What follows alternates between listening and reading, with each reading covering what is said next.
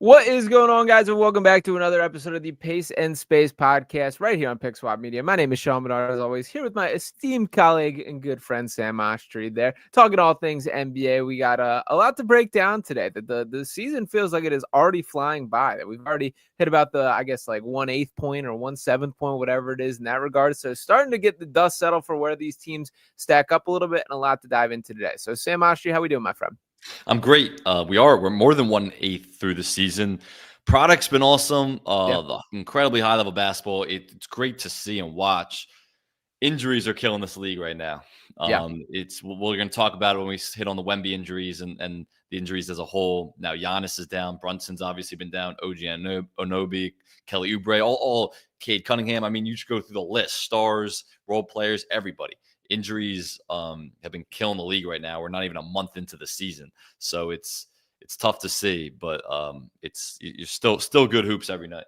Yeah, and we'll dive deeper into that kind of conversation as far as each of these guys individually there. To give you sort of a broader question on that, though, do you take anything from just the rate that all these injuries are going down? It certainly is like a historic rate that it is. And I saw might have been Kirk Herbstreit. I forget who exactly it was, throughout a pretty like nice graphic on how many games are missed or whatever the case may be. Kirk Herbstreit was it college football? Nah, that was the wrong name. I forget. It was Tom something.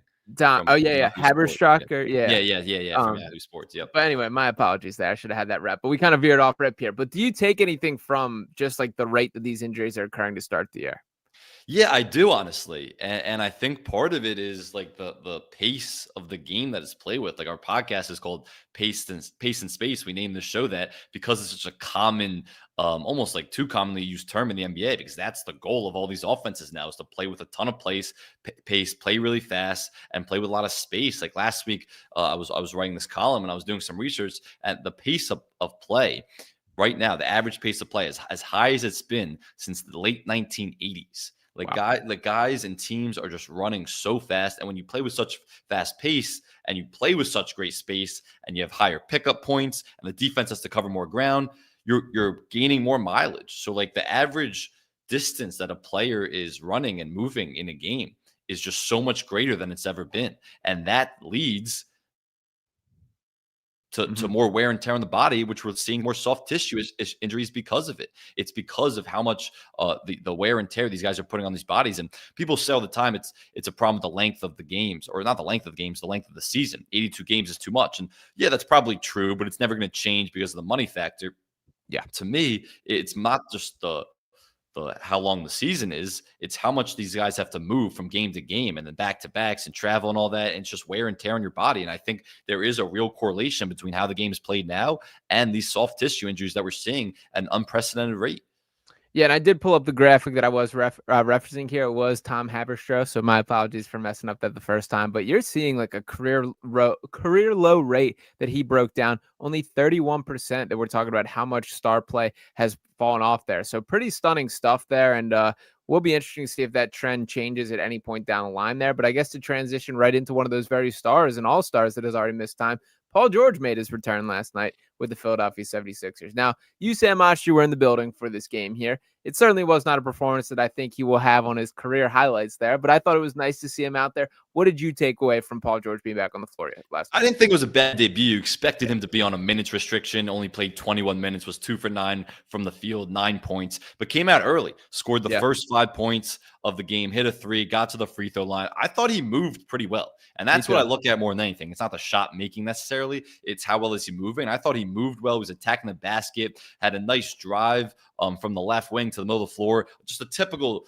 drive that you see from a creator, where a drive and kick to, I believe it was Maxey for a corner 3. Or maybe it was VJ for a corner 3. But the point was that he drove to the middle of the floor, got to his spot, defense collapsed, kick for a 3. That's the creation ability that you get when you play Paul George more, that the Sixers, quite frankly, have been lacking recently. And Tyrese Maxey has been awesome. He's leading the league in minutes. He's playing 40 minutes a night. That's not sustainable. And you see how tired he's been over the last few games, where he was great in the second half last night, but the 3 games before this, he was really struggling to shoot the ball, and he almost looks tired late in games, even though he's such a fast and athletic guy. So I think adding Paul George, what you saw in brief stints last night, was another creator that the Sixers desperately desperately need. And look, VJ's good. He's really good.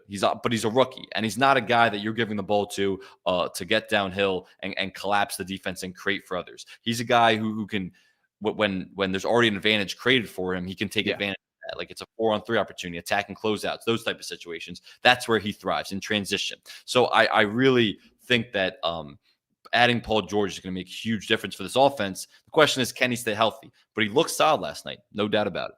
Yeah, it was nice to just see him out there. Like, I thought physically he moved completely fine. And to be honest, that like sort of connectivity and just ability to make reads off the dribble like that is something that stood out even last year. And just like on a Sixers team, which is very lacking in that category, like you're right, Maxey can do it absolutely. And it's kind of where the list ends. Like even VJ, I think he's shown more flashes of that than I expected, but not a guy that I can count on. Quentin Grimes is a guy that I would push back and don't think that he excels in that type of role there. So it's nice to have a guy that can do that again. It's nice to have a guy that is just real deal, 6'8" size, like a true wing, which there has not been a lot of that this year or ever on the Sixers roster. But I was really encouraged. It was nice to see him back on the floor. No reports of injury or pain or anything today at practice, which is probably the even bigger takeaway with Paul George and Joel Embiid back at practice today. So trending in the right direction there. Another scrappy, gutsy win from the Sixers team. I love seeing them fight back like that. I think Paul George and his camp and the Sixers were really careful about not rushing back. And I also think it helped a lot that the Sixers got off to this great start to the season, and VJ Edgecombe already developed into a real impact starter this early in the year, where they didn't need him to rush back. They were okay with him taking his time. And that was important for him, where I think he got to a point where he was really comfortable, moving really well, and he looked confident in his body. And it's like, it's not just him as a creator, it's also him as a catch and shoot guy. Kyle Neubeck put out this clip, or maybe it was a screenshot of something, but it was a really good point where when Trenton Watford or Kelly Oubre, who's shooting the ball well before he got hurt, but when someone else is out there on the wing on a Maxey or VJ Edgecombe drive, those guys are a nail help. Like they're not worrying about Kelly Oubre or Trenton Watford as a three-point shooter as much as they are about Paul George. When it's Paul George, those guys can't help as much, and that creates driving lanes for guys like Maxey and Edgecombe and some of these other Sixer guards. So it's just his presence on the floor, how great he is as a catch-and-shoot threat. And on top of that, his creation ability, where he's not going to be able to do that consistently, but when Maxey needs a break, which you saw a lot of to start the game, like in that first quarter, that first stint, Paul George was running a ton of one. He was the on-ball guy, and Maxey was kind of relegated to an off-ball role. So I think you already saw that early yesterday, and I think you're going to see more of that. Yeah, no, 100% there. And there's just a lot of options. Now, to give a little bit of a negative before we shift around, I fear that this is trending towards a Jared McCain lost season, and it feels like it is happening at a pretty rapid rate. Played 5 minutes last night. They're still leaning on Tyrese and VJ. It's such a ridiculous right here. I personally feel like I guess I'll say like this is what I feel the situation is, that I think Nick Nurse is dug in on. I'm not playing a guy unless they're directly going to help us win. And the version of Jared McCain that we currently have is not that right now, that he's still catching up the NBA pace. He looks like a guy who has not played NBA basketball in the span of a year, because that's exactly what happened. I know that they gave him a little bit of run down to the G League this weekend. He played 2 games, which I think was the best thing for him in the long run there. I just don't see the trust, and I'm worried that this is going to be a trend that continues this entire year. It's really tough because McCain obviously doesn't have the confidence he was playing with last season to start the year.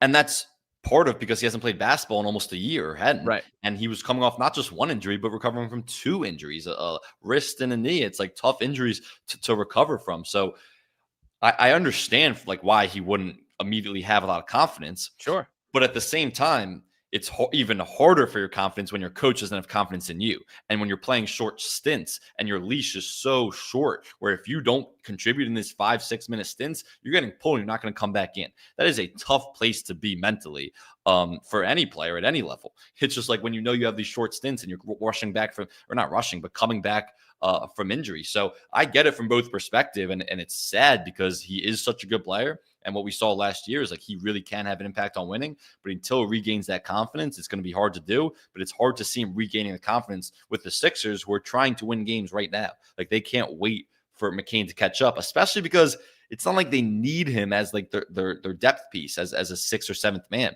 They are really deep, especially with Paul George coming back, which is a good time for him to come back because Kelly Oubre went down. But when Kelly Oubre's back, obviously the 3-guard rotation with Quentin Grimes, VJ Edgecombe, and Tyrese Maxey, when like Embiid's in the lineup, obviously different position, but the point is that they have so many different guys to give reps and opportunities to. And so it's really, it's really tough when you have a guy like McCain who's trying to gain his confidence, but there's really no room for him right now. Yeah, I mean, it's not an easy problem to deal with. I just keep like circling back to what we saw from him last year. To me, is worth like living through the growing pains right now. If he's not going to look sharp right away, but I think there is a place, man. Like VJ and Tyrese are 1 and 2 in the league in minutes.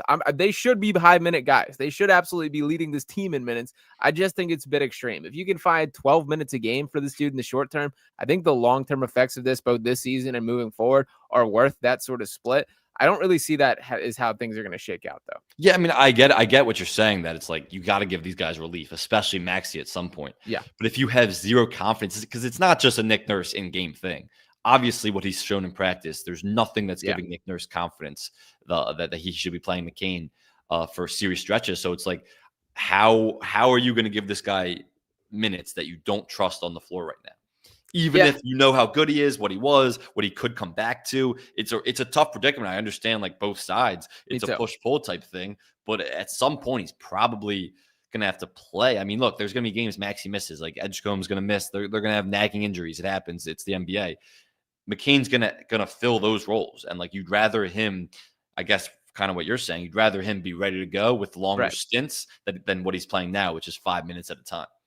Yeah, it is not easy to juggle, and I get all sides of this. Like, I understand where Nick Nurse is coming from, certainly, but that's something that is, I guess, popped on my radar as like a concerning trend that has certainly emerged at the start of the season here. But we'll stray off the Sixers for the time being here. And I had a little friendly wager that popped up in my Digest Media chat that I wanted to throw in the mix here, Sam Oshtry. So I'll start off with, I'm just going to get a completely neutral opinion of you. If I had to pin you down right now and have you predict who will be the worst team in the NBA, what would your initial gut reaction be? Worst record in the NBA this season. Worst record in the regular season. A couple candidates. You got the Nets, you got the Pelicans, and you got the Wizards. I'm going to go with the Nets. They are god-awful. Yeah, that is my initial feeling as well. Now, the wager that we have, and shout out to my guy, Bryson Akins, who covers the Washington Wizards right there. He believes it's going to be the Washington Wizards. I don't. I think that there is enough young talent. They're going to scrap their way to enough wins. And the Nets are the team that I think is going to take that cake. I just don't see enough ways for this team to win. So what we have on the line is the jersey of each other's choice here. So if the Wizards finish with the worst record in the NBA, I will be buying Bryson a jersey there. If it is any other team, that I will take home that crown there. So I like how the odds are in my favor a little bit with it. I feel pretty strongly about that. But yeah, I don't see the Wizards being the team that, when all things are said and done, finish with the worst record in the league. Yeah, that's surprising. I don't think that at all, because, I mean, Wizards have CJ McCollum and Chris Middleton. Probably both guys will be used as trade chips around the deadline. But, like, I've been impressed with Alex Sarr's development as a two-way guy. We know what he was last year and coming out of the draft as just a great rim protector. But I've been impressed with him as a two-way guy. He's shown a lot of development offensively. Keyshawn George has taken a leap. Trey Johnson, he's like a microwave scorer, like, but he's I mean, he's a bucket. Like, he can get you like 20 plus on any given night. Like, I kind of like some of the pieces on this Wizards team. I mean, Michael Porter Jr. was awesome last night, but like this Wizards team, I mean, this Nets team is just awful. Cam Thomas out for a while. A couple of the rookies already got sent down to the G League. Danny Wolf and Ben Serif. Ben Serif dealing with an injury. It's like this Igor Demon has been better getting to the rim and in the paint, but like still not great. And I'm a big Igor Demon fan. I'm still holding stock. But like this Nets team could be one of the worst teams I've seen in a long time.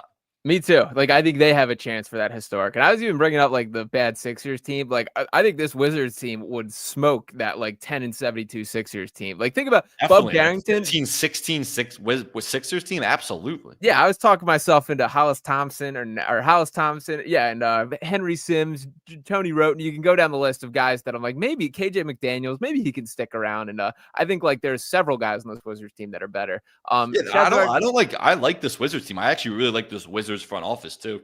Yeah, I think they're trending in the right direction for the first time in a while. 100%. And like them and the Jazz, we talk about the lottery a lot. If the lottery actually like favors the worst teams, it's trying to disincentivize tanking, because you could have one of the 3 worst records and you're definitely not guaranteed the first or second pick, as we've seen the last few years. But like the Wizards and Jazz have gone about this the right way, stocking assets, developing young guys. Those 2 guys deserve to win the lottery. Those 2 teams deserve to win the lottery, or at least a second pick, so they can get a franchise-altering guy, because that's what they're missing. Like, if they get a Boozer or Darren Peterson or one of these guys who people think are going to be a franchise cornerstone. That's what they're missing. They have a lot of good young talent they're developing, especially the Jazz. I mean, they're beyond young talents. Like Lauri Markkanen's like a 28-year-old legitimate all-star, maybe all-NBA guy. He's playing at this level. That's different than like the Nets and the Pelicans, who are bad teams, and I don't really understand the direction they're going in organizationally. Yeah, no, I'm with you there. And I'm, by the way, still mad that the Dallas Mavericks got bailed out with a one pick this last year. I'm less mad because Nico can't reap the rewards of it anymore. That's fair. And no hate to the Mavericks fan base. I do think, they deserve that. Nico does not. So I guess it worked itself out. Shout out to our guy, Be Ready Sports Podcast, checking in for the first time. He mentions the Clippers as a worst team candidate here, saying too much negative aura in their locker room here. I do think the Clippers should be teetering on disaster mode. I don't think they'll quite be that bad. They don't picks, so they can't like go tank mode. They don't have picks. Like they were all in this season on this team, and it was a bad idea because this team's so old, and I don't understand why they traded Norman Powell and went in all these guys who are like late 30s into their 40s, but they don't pick. So it's like all or nothing right now. The only thing would be to ship some of these guys out and start the rebuild process by getting back your picks or other people's picks in the upcoming drafts. Yeah, you're right about that. I do think that there's a decently likely chance they miss the playoffs. You think that's fair? More than likely. This team's awful. Like, that's why it was like, yeah, it was a nice Sixers comeback win. Like they got it done down the stretch. Like it's not an impressive win beating the Clippers. Clippers are one of the worst teams in the West to me at this point. Their transition defense is awful. They don't run back defensively. Kawhi's obviously been out. Bradley Beal was having the worst season of his career, but he's now out. Chris Paul was a DNP for a bunch of games, but he started playing again. Hit a three last night. He gives you nothing right now. Like James Harden's a really good player. I was actually thinking last night, talking to someone, interesting to revisit the Daryl Morey James Harden thing. How so? Because the whole thing of why it didn't work out and how James Harden called him a liar and all this was Daryl Morey didn't want to pay him top dollar. He didn't want to give him the max. And he didn't think James Harden deserved that. He thought at his age and the decline was incoming. He hasn't really declined. Like James Harden is still an all NBA level player and has been the last few seasons and is at that level this season. So it's interesting to kind of reconsider that. I'm not saying like the Sixers' fate wouldn't have changed with James Harden on the team the last couple of years. Maybe they wouldn't have been as miserable last year, but then they wouldn't have gotten VJ. So a whole lot of dominoes there. But the point is, it's kind of just like Moore was kind of wrong about what he thought James Harden would be the next couple of years. You're right to an extent. I still think it was the right call not to pay him. And the reason that I say that is like to use Paul George, who there's obviously a ton of like overlap here.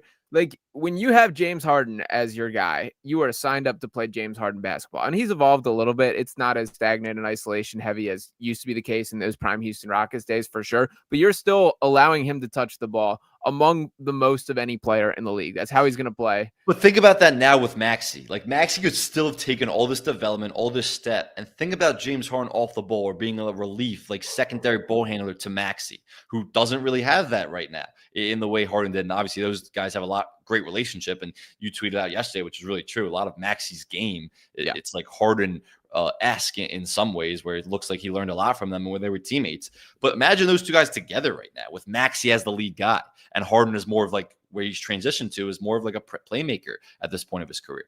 I also think it was like incredibly beneficial for Tyrese to like not be looked at as the guy for several seasons into his career. Definitely. And then now he like the reins are yours, man. Take it and go work there. And I would interject this comment to Lord Viper here. I disagree. I don't think Maxey's a bad defender. I think he competes really hard defensively. The thing that he does do that I think is a fair critique is he gambles a little bit too much, but I think that's more of a Nick Nurse scheme thing, particularly on those ones by the half court. I think he tries to jump. I think he's a miles better defender when he came into the league and a miles better defender than James Harden, to be perfectly honest.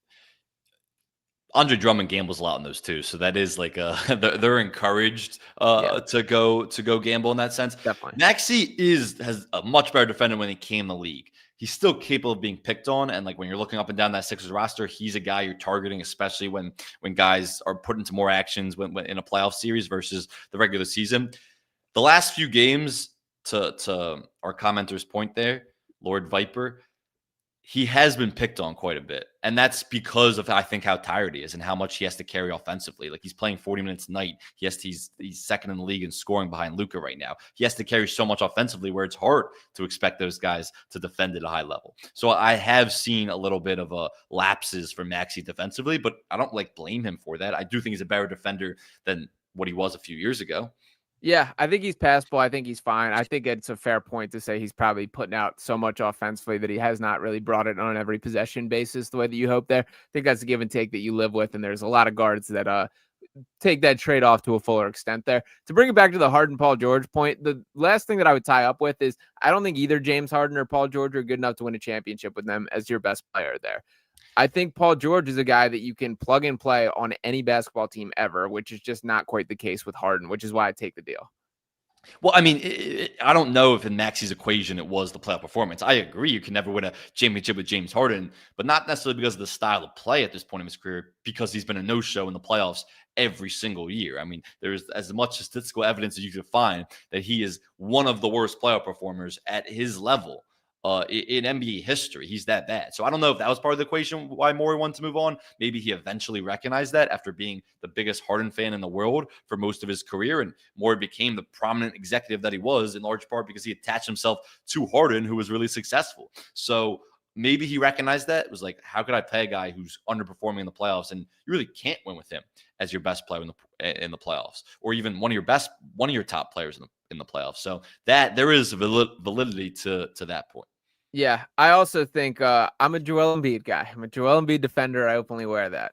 There's certainly a little bit of loser energy that Joel has when things are not going right, where he mopes around a little with the body language. I think to have another guy like that, which Harden fits those same qualities, kind of brings out the worst in both of them. Yeah, should we go back to Game 6 of the Celtics series? Yeah. I mean, it couldn't have been more evident in the last 4 minutes of that game. For sure. So I think there is something to breaking up that duo from an energy and personality standpoint, which may not be fair to either one of them individually, but I think when just kind of doing the math here, I think that was an aspect of what went into things as well. I also give Daryl Morey a ton of credit for drawing the line in the sand, because it would have been far easier for all parties there to just continue the way that things were going based on their relationship and everything else. Not the easiest thing to do that it did end up deciding. 100%. I'm not saying I would go back and pay him and give him that deal, but I'm just saying I think Morey and everybody probably expected Harden to decline in the last couple of years in a way he really hasn't, where he's really still playing at an all-NBA level. Yeah, 100% there. And he was probably fouled by Quentin Grimes on that final. He was. He's got a rightful gripe on that one. And Grimes himself after the game saying, I might have fouled him, I may have not. It's not my call to make, which, you know what? I will say, watching this last night, I thought the Sixers got many favorable calls throughout that game.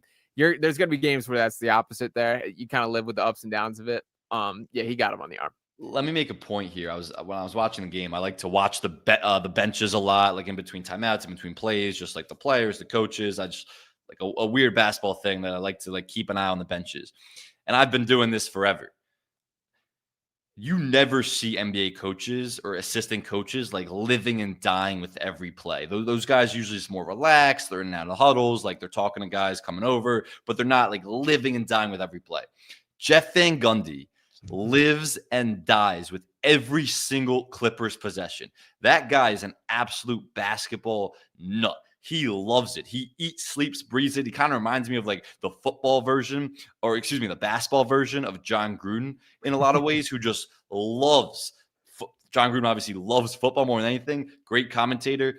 Jeff Van Gundy, great commentator, loves basketball more than anything, just want an opportunity to coach again. He is an absolute nut on the sidelines. He's the defensive coordinator, so it's more defensively, but every single possession he is living and dying with. Most assistant coaches, even head coaches, are just more they're standing there with their hands in their pockets, their arms folded, they're chilling. They'll go back and watch a tape, and they'll go crazy on tape after when they actually see it develop. Not Jeff Van Gundy. This guy it was unbelievable to watch him. It was so impressive. I'd love to just talk basketball with that guy for hours and hours. And he was my favorite color commentator in the game. Tim Legler might have replaced him because he's on that level. But Jeff Van Gundy was amazingly entertaining and smart when he was calling games. And it was still unbelievable that ESPN fired him, but good for him to get back into coaching. Yeah, definitely a guy that loves basketball. And by the way, Ty Lue, a guy who's incredibly guilty of just the stand there, hands in the pockets, not looking like he cares. I do think the only thing he's guilty of. I do think there's some credence to this point here. Future head coach of the Clippers, Jeff Van Gundy. If it's not the Clippers, I do think it's going to be another team. I do think that guy is going to get another chance as a head coach. Yeah, he was always tossed around for interviews, like for some Rockets jobs when those were opening, when he was still at ESPN. I just think he's like too old at this point, where I don't know if a team would really take a chance on him. That's probably why they haven't, but any team would benefit from him. Yeah, we'll see what happens there. So let's shift a little bit around the league. I know you're fired up about the Atlanta Hawks, Sam Oshtry. So Jalen Johnson certainly making the most of the opportunity with Trae Young sidelined here. They have some really intriguing pieces on this team. I kind of like that Zachary Risache has taken those next strides there. I'm intrigued by this Hawks team. Where are you at? What are you fired up about? I'm just so intrigued because they've been doing this without Trae Young. Yeah. And it's like their defense has been so good recently. And Trae Young hasn't been on the floor. And we know what Trae Young is as a defender. He's obviously a negative defender, but they've done a decent job of masking him. But when you don't have to hide him and he's not your point of attack defense, and you can't target him, this defense has taken a whole nother level over the last couple of weeks without Trae Young. And you're like, this is a real legit one of the best defenses in the league. And that's like, they've always been more of an offensive approach with Quinn Snyder. But when you can see, it's obvious. Like it's without Trae Young. Like when Trae Young's gone out, they've been such a great defensive team. And then offensively, picking on people, like Trae Young is prime candidate number one in the league, maybe. Exactly, 100%. And then offensively, it's like Jalen Johnson's playing a lot of the primary ball handling duties. He's a great playmaker coming off ball screens. He's so athletic getting downhill. As long as he can stay healthy, he can be a top option for your team. So I think this whole Hawks experiment is really interesting without Trae Young, where I don't know how many straight they've won, but they've won 5 straight at this point, and 6 of the last 7. All of those have been without Trae Young, and some big wins in there too. Lakers, Clippers, I guess not Phoenix, or Phoenix is kind of a decent win because they play well defensively recently. So this Hawks team, they have a lot of depth. They have a lot of different guys who can handle the ball, who can shoot. I've been really impressed with this Hawks team without the ball dominant Trae Young, who is one of the best passers in the league. His shot selection's gotten better. Like Trae Young's made improvements and strides, but it's interesting to see how good the Hawks are without Trae Young, considering the fact they didn't give him an extension this offseason. He's entering free agency because, and we've talked about this before, because they didn't think he's worth all this max contract that someone's going to pay him. And so part of their equation was, we're not going to pay this guy and we're going to give him a prove-it year. And we have all the pieces. This is the best Hawks team in a while, with Jalen Johnson coming back from injury, Nickeil Alexander-Walker in free agency, Kristaps in free agency. Let's see what this team can be with Trae Young for this season, and we'll make a determination from there whether we think Trae Young is worth it. Well, their best stretch of the season so far has come without Trae Young. So it's now the question is, how is he going to be reintegrated into the lineup? And then the final point is, they have the Pelicans' first round pick this year. Yeah. And that's going to be a top pick in the draft. Well, based on the lottery, we'll see where it stands. But if it's a top 2 or 3 pick, why would you invest all this money in Trae Young, who isn't a championship level guy that you want to build around, versus getting in a super young, cheap guy to help build and develop with your other young players? So it's really interesting what's going on in Atlanta right now. Yeah, it is. The only quick note I would add to the Trae Young conversation is he's got a player option for next year still. If you're Trae, I'm very curious how this works out, and I don't think the answer is known yet. I think it depends on where they are, where the Pelicans end up, and that Pelicans trade, not to harp on it once again, but that's one of those trades that gets vetoed in fantasy football leagues if that gets thrown on the table right there. They're in a good spot, Atlanta, man, and I haven't felt that way. Like after they beat the Knicks, and there was the Trae Young, in Madison Square Garden, having his moment there, rolling dice, doing his whole deal, it kind of felt like they faded off. I think they're back on track and have a chance to be like one of the best teams in the East if things break right. And I think Jalen Johnson may be ready to be like the head of the snake type of dude. 100%. And you just don't see players of Trae Young's level, like star players, ever enter free agency. Like those guys, unless they really want to, those guys always get an extension or demand a trade somewhere and get extended there. They don't enter free agency because teams lock them up. But I think Trae Young would have signed an extension. I really think it was from the Hawks side, where Atlanta was saying, we're not going to offer this guy an extension because we don't know if he's worth it this year. So it's a rare situation when you have a guy at Trae Young's level being evaluated throughout the whole season, whether you're worth the max deal to a contract or to your franchise. And when you're at this point where the team's playing so much better without you, they're on a whole nother level defensively, and you have all these young guys, and Jalen Johnson's playing like a real star. He's an all-star right now. It's from Trae Young. You gotta be feeling a little uneasy. And yeah, I hear you that they do have a player. He does have a player option, but he's not gonna opt into that if he's not wanted. Like if the Hawks don't want him there, and you'll know that they don't want him there by not offering him an extension or a contract, a long-term deal. He's not going to opt into a one-year player option where some team will pay him. He's still Trae Young. He's still getting $48 million from somebody else. I think a team would pay him the max. There are some dumb teams out there that just want to be relevant, mediocre, whatever it is, or just even need a point guard. Like, what if the Rockets don't win this year? And they start thinking about Trae Young and shipping off some of their young guys. We'll see how the Reed Shepherd situation plays out, even though he's playing well. There's a lot of like domino effects to fall with the Trae Young thing, but someone's going to pay him a lot of money. I'll just note, if he's not getting $48 million on the open market, I could absolutely see him picking that up. We saw James Harden pick up his player. Even if he doesn't get that, like, he's dealt with injuries. Even if he doesn't get that, wouldn't he want to go somewhere where he's wanted for less and more long-term money secured? Because it's like, he's had injuries. Why would you take a one-year deal at this point of your career? It's $48 million. Is $48 million. Yeah, but like if it's 42 and it's per year for 4 years, and maybe it's an accelerating contract or an ascending contract, I don't know. Like, I wouldn't advise Trae Young to do that. He was a little questionable this offseason with his, like, what was he doing? Like, he did a whole Patrick Beverley like sit down. Yeah, they're going. I think he ended up on the right side of that debate based on. I think everybody ended up on the right side of the Pat Bev debate. Yeah, shout out to our guy Roan though. Don't want his name muddied up. Whatever, the podcast co-host, my guy Roan, who I got to hang out with a little bit in Vegas. Really good dude. So don't put that spot on his name, but nonetheless, we'll see how that situation resolves itself. We do have a little breaking news that I think we're braced for. Sam Oshtry is LeBron James is expected to make his season debut today against the Jazz. Your immediate reaction and your expectations for him? Yeah, I thought this would come. Yep. Just looking at it now, my immediate reaction is he's going to have to fit in. And I wrote about this earlier this morning, where he's the third best player on a team. And it's absurd to say, we're talking about LeBron James, the at worst second greatest player of all time. He's the third best player on this team. The Lakers are the best pick and roll team in the NBA based on points per pick and roll per game and their efficiency in the pick and roll offense. And that's because they have Austin Reeves and Luka Doncic, two of the best players running the pick and roll. Austin Reeves averages 1.26 points per pick and roll possession, which is the best in the NBA. These two guys are the highest scoring duo in the NBA, Luka and Austin Reeves, that is.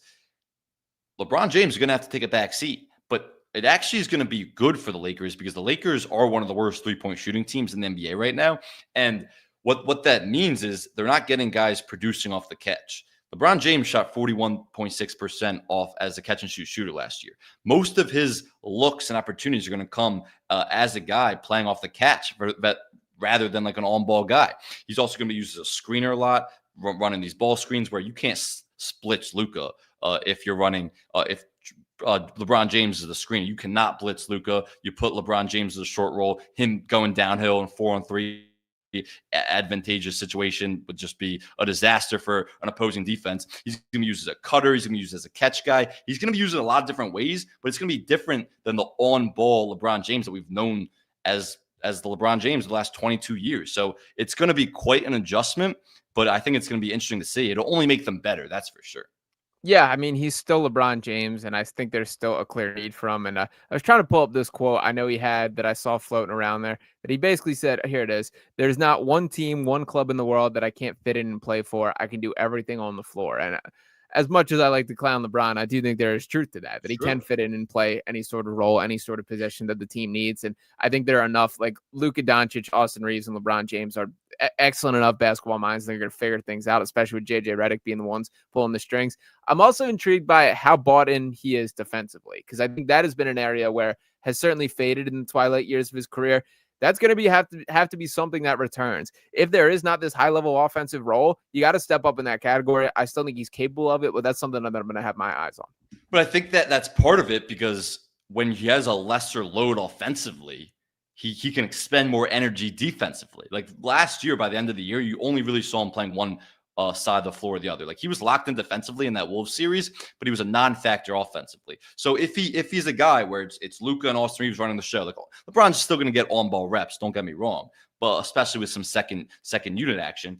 But if he's a guy that doesn't have to expend as much energy because he's playing off the ball more, he can use that energy defensively, which the Lakers need. Like the Lakers need him to be great defensively because they have a backcourt with Austin Reeves and Luka Doncic, which is a bad point of attack defensive backcourt. Sure. And look, the Lakers are 10-4 right now. They're 5th in the West, but their net rating is only 15th in the league. So that means their point differential isn't that good, and they're not really outscoring teams as much as you would think based on the record, and their schedule hasn't been that great. So this Lakers team has a lot to improve on, and a big part of it, like I said earlier, is the three-point shooting. This Lakers team is not a good three-point shooter in terms of makes, attempts, their three-point accuracy, all of it. They're just not where they would want to be, and you would think a J.J. Redick team would be. And it's because Jake LaRavia is fine. He's a good player. He's shooting 33% from the field, though. Marcus Smart is playing a lot. He's shooting 23% from three. Rui Hachimura has actually been awesome. He's shooting like 50% from three. And he's a great king, by the way. Mid-range king. Yes, he's killing it in the mid-range. Yeah. Unbelievable. And he's great, but these are more like role players. He's more like secondary, third options. When you have LeBron James coming in and being a guy playing off the catch as a screener, cutter, all these things, attacking closeouts, drilling wide open threes, that is going to help this Lakers offense tremendously. So there's people out there saying the Lakers are better without him. That's ridiculous. Obviously, that's not true. A guy averaged 24, 8, and 7 last year. There's no way that's true. But he can. He's also one of the smartest basketball players ever. He can and will fit in anywhere. And I think this Lakers team is a really good team, and LeBron will just make them that much better to shrink the gap a little bit between the Lakers and the Thunder and the Nuggets, who are really the class of the West. Yeah, I'm still not fully bought in that they can quite reach those heights, but who knows? We'll see. When you got two guys like Luka Doncic and LeBron James, you got a puncher's chance, and that's more you can say about a lot of Western Conference teams. So we'll see how that shakes out. It's nice to see him back on the floor, and we will see if this is the final year or not. My gut says absolutely not for the LeBron conversation, but I'm sure we will get the victory tour if that is ultimately going to prove the case there. To shift gears, unless you have anything on LeBron. No, I don't. I was going to say, you know that farewell tour is coming. Yeah, so that's where I'm at as well. That I don't think he's going to be going silently off into the night here. He's not done just yet. So, by the way, Bryce James, I believe, has yet to play a minute for Arizona. For those of you keeping track at home right now. I mean, how did Bronny James start on a Friday night? Yeah, I don't know why. I still haven't got an answer to why, but that is factually accurate. I guess I'm just saying a fact. Like, the Lakers don't owe anything to LeBron. They're prepared to cut ties with him after this season. You could say that JJ Redick podcast host thing with LeBron. They're friends playing with nice in the sandbox. They're playing nice in the sandbox, I think is what it is. But like, why? You're trying to win games. And you saw actually the clip of Bronny James was just passing down wide open threes. Obviously has zero confidence in his three-pointer for good reason. He's not a good three-pointer. But JJ Redick is yelling him on the sideline, shoot the effing ball. And he's just not. He played only 10 minutes after starting for a reason, but that was just bizarre. He was even in the starting lineup. Yeah, they did it against the Sixers last year too, which was bizarre. But he got cooked by Maxey. I was at that game last year. They were targeting him every single time at the floor. Maxey it was literally a cone. It was just blowing by a cone like Maxey was going through drills. He's supposed to be a good defender. So yeah. I don't know, too much. I have a little bit of sympathy for Bronny. Of just like, you don't deserve this, man. You're being thrown into the mix. Yeah, Sympathy? I mean, he's doing just fine. In the NBA strictly because of his dad, and that's not that he needs money based on who his dad is, but that's what is he getting paid? Like $2 to $4 million a year strictly because of his dad. Like, he's not good enough to be in the NBA. Everybody knows that. Every scout knew that. He was never going to get drafted without his dad. So we have sympathy for him now. Yeah, I guess maybe not. It's a little bit more than I think you or I make in the sports media game right there, I would say. But to transition a little bit. Yeah, a little bit there. We'll see. But to transition back to the Eastern Conference here, Sam Oshtry, I would be remiss if I did not bring up my Detroit Pistons here. They're the best team in the Eastern Conference, man. They're unbelievable. They have an identity. They're a bunch of, as my guy, is it Denise Jenkins, how you say his name? I'm even noticing announcers are anointing his first. Denise, I believe it's like the woman's name, Denise. I think so as well. Denise Jenkins. The dude can Not that I was pulling that fan to Draymond, calling him a woman. Yeah, that was great too. That's the pronunciation. Yeah, but Denise Jenkins is an absolute hooper, a huge part of that team. And as he said, following the win over to the Sixers there, he said, we're a bunch of junkyard dogs. We're hounds. We're mutts. You don't want us. We're nasty boys is what he said out there. So that's who the Pistons are. They've won 10 in a row. They sit at the top of the Eastern Conference. Their overall record has climbed to 12-2 on the year. I think they're just this good, Sam Oshtry. And mind you, winning the last couple without Cade Cunningham even a part of the action. That's the biggest thing right now. It's that like Cade's been awesome, and then we can talk all this about Cade, this, Cade, that. They're doing it without him. And like without Jaden Ivey, Tobias Harris has missed 8 of those 10 games in that winning streak. Who am I missing that also missed? Jaden Ivey. Jaden Ivey's been out the whole time. Sar Thompson missed a few games in that winning streak. This team is just plays so hard. They're great defensively. They play together unselfishly. Like these are like culture wins that they're picking up without Cade Cunningham right now. And the biggest reason is because of Jalen Durant, who is incredible, an all-star this year. One of the biggest leaps I think we've seen out of anybody this entire season, the favorite to win most improved player. And it's a contract year, like you're saying. So he's going to get paid by someone this offseason. He's going to deserve every penny of it. Because like I've always just thought Jalen Durant is this absurdly big, strong guy who's just a great rim runner, rim protector, can catch lobs, finish around the rim, interior scoring, doesn't serve much more of a purpose. That's not the case anymore. This guy's dribbling real perimeter skills. Like he's taking guys off the dribble. He can shoot pull-up shots. He can drive to the rim from catching at the top of the key. That's not what you remember from Jalen Durant 3 years ago. Side note, my last ever high school basketball game was against Jalen Durant. He went to Roman Catholic. He was a freshman when I was a senior. How'd that go? And then he transferred. They killed us by like 30. They had a bunch of D1 guys, but that was the only one who made the NBA. And then he transferred to IMG, and then of course went to college from there. But like this guy has developed quickly and a level where it takes the Pistons from like not just a fun playoff team to a real contender in the East. And even just like as a playmaker in the short roll, his passing ability, all of it. He's developed it kind of reminds me of the jump we saw from Evan Mobley last year, honestly, where he's being used in that same role and he's developed some of those perimeter skills. And if Jalen Durant is at that level, this Pistons team is scary. Yeah, and you're right about all the evolution stuff, like to take guys off the dribble, the playmaking, he's becoming the complete package. But I don't think it should get overlooked, like the bare bones of it. This dude is 22 years old and looks like a man amongst boys in the NBA, dude. Like he's just straight up overpowering. He's absurdly strong. It's like it's nuts. Like there's like big guys that he's playing against, and he's just bulldozing right through them and climbing through. That does not happen in 22. Like he's still not even like the strongest or best version of himself just yet. He's gonna be like he might be the Cade Cunningham co-star in a way that I didn't never think he would be like in that category for this team. Yeah, it's like talking about the best player Cade Cunningham's ever played with, and it's not really a long list of accomplished names at all. But Jalen Durant is going to be the first All-Star, I believe, that Cade Cunningham has played with if he keeps up this trajectory over the next month or so. And like for Cade Cunningham to have a pick and roll partner like that, where he can deliver it to him in the short in the short roll and in the pocket, like can take Cade's game to a whole nother level too. And that of course will take this entire team to a whole nother level. So the Pistons are fun. They're also 8-1 in clutch games. Like they are just locking down in the clutch and grittying, like getting gritty wins defensively in the clutch. And Cade Cunningham, when he was around and playing, he was one of the best clutch players, best clutch scorers in the NBA this season. So the fact that they're winning these close games in the clutch is just, what more can you say? This team has been super impressive. Yeah. Are you viewing them as legitimate contenders in the East now? I know you weren't when we did this tier. Yeah, I really was not, because like I don't love Duncan Robinson, who's not a two-way guy. I don't love Ron Holland, who's not a two-way guy, doesn't give you much offensively. So it was like I was looking at this roster. I didn't love a lot of the players, but this team is just bought in. Yeah. Look, I still think they're a tier below the top of the East, which is the Knicks and the Cavs, but this East is open. Like those two teams aren't shoo-ins by any means, especially if they're not healthy later in the year. So there's like, I have to give the Pistons respect as like that third best team in the East who, it's the East this year. Anybody can make a run. Love it. Love it. My Detroit Pistons. Yeah, you were on it early. Credit to you. Yeah, and I can tell you one thing about this team. They certainly are not going to be afraid of either of those teams to match them in a playoff, as they are going to play their brand of basketball, not back down to anybody. Isaiah Stewart gave great minutes last night too, speaking of a guy that nobody wants to see in the playoffs. Yeah, and he had a quote that hit home for me a little bit after the Pistons did punk the Sixers and their victory over them. Stewart just said, we just kept bringing it, and we knew that they were going to roll over. Eventually they did, and he was unfortunately right about that from the Sixers direction there. But yeah, Beef Stew is absolutely a dog, a huge part of that culture, even though he is out of bounds at times on the court. Speaking of out of bounds at times on the court, Draymond Green, man.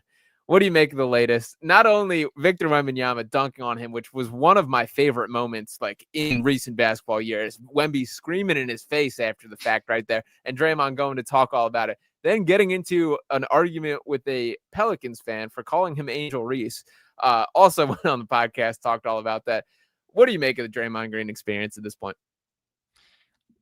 I love having him around the league. It's Really? just like endless content. It's fun. Yeah. It's enjoyable. Like he's a nut. He's an absolute nut. He's going to talk to Victor Wembanyama. You know, we're not even on the radio anymore, and I still like keep or right now, editing? right this second, I still keep trying not to curse. You let it fly. But yeah, I should start letting it fly. I love that he just talks to Victor Wembanyama is in his face. Like, this guy is literally a foot taller than you, and he can do that. It doesn't matter if you're stronger, you try to move him off your spot, you can't. He just put his arm up and after getting dunked on is still screaming back. Yeah, yeah. And look, that's Draymond. Like, you gotta love it. Like, even if it's ridiculous, you gotta love it. The thing with the fan, again, good content, like funny, good story. That was the most harmless chirp I've ever seen, calling someone Angel Reese because you had a bunch of, it's pretty funny. Yeah, it's honestly funny. You had a bunch of putbacks. You had a bunch of putbacks that you missed for layups, and you kept getting these me bounds as they call them with Angel Reese. That's a pretty good chirp. Funny.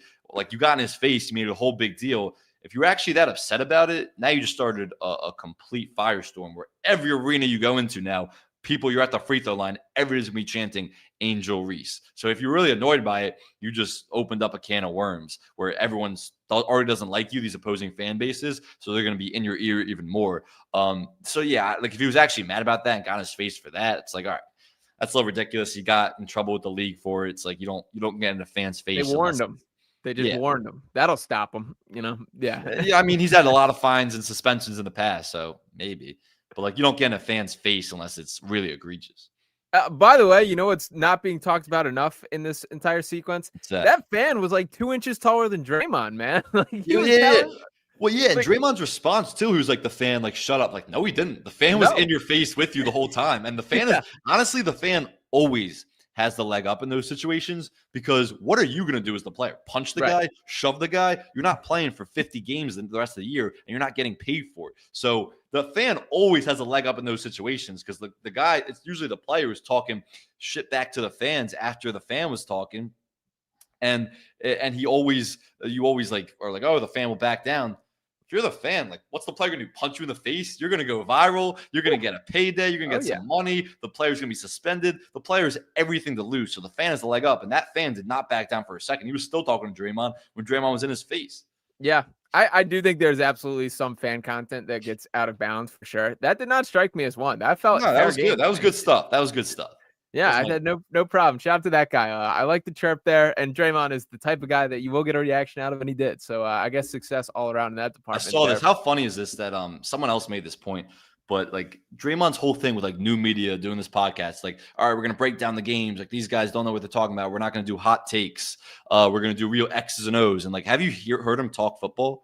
Yeah, I heard the Dak Prescott quote. He just called like Dak a bum. He said Josh Allen like can never win the big one. Like, the most just stupid takes that make no sense. That are just like the most typical narratives you would see from like sports media pundits trying to be hot takey. He's now become that. And it's like, all right, this is everything you said that you weren't going to be. That's why you got or started this whole side gig. It does blow my mind. Like, there are guys that obviously have been incredibly accomplished NBA basketball players that they just do not know what they're talking about when it comes to like breaking down things. Like, Kendrick Perkins. That's why, I mean, I've had this debate with so many people so many times. Like, people are like, oh, you have to have played the game. It's I mean, it's one of the stupider things you could say, that you had to have played the game to break at the highest level to break it down. Kendrick Perkins is the worst basketball analyst I've ever heard in my entire life. He knows nothing about what he's talking about on a basketball floor. And he played in the league and won a championship. It is. Like, and like Gilbert Arenas. That's the only evidence you need. Yeah, like Gilbert Arenas, even the Morris brothers, like and it's like, sometimes I'll listen to like a take and be like, there's no way you really believe this. Like, there's no way that you think that what you're saying is true. Maybe that is the case. Maybe it is completely manufactured and all that. But yeah, it is wild to me, some of like the gap in the reality and the perception from some of these guys who played it at the highest level. Yeah, I think they probably just got the memo. It's like, all right, just be entertaining, stay hot, takey stuff. You'll go viral, you get a good payday, good post-career gig. I guess that's just the formula, and a lot of these guys follow it.